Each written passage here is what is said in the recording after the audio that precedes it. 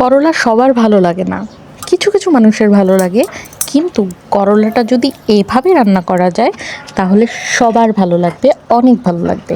তো আমি সুন্দর করে করলাটা কেটে নিয়ে লবণ দিয়ে মেখে রাখলাম 5 মিনিটের জন্য, যাতে সুন্দর করে করলাটার তিতাটা একটু চলে যায়। তারপর আমি আলু কেটে নিলাম। এই রেসিপিতে আমি অবশ্যই আলু দিব, তাতে আমার আচ্ছা আমি কি বানাচ্ছি আগে সেটা বলি। আমি করলার আচার বানাবো, আর আলুটা দিব যাতে আচারটা একটু আঠালো হয়।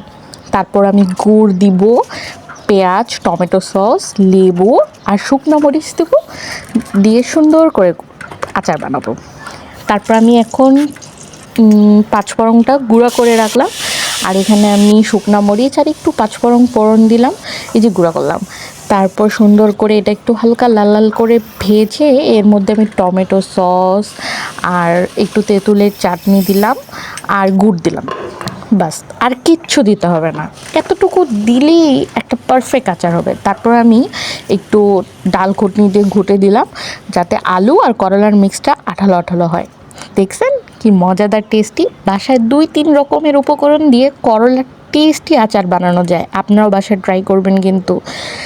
আর খেতে যে মজা, আপনারা আমাকে অবশ্যই খাওয়ার সময় মনে করবেন যে এত টেস্টি খাবার কিভাবে খেলাম। ওকে, বাই বাই।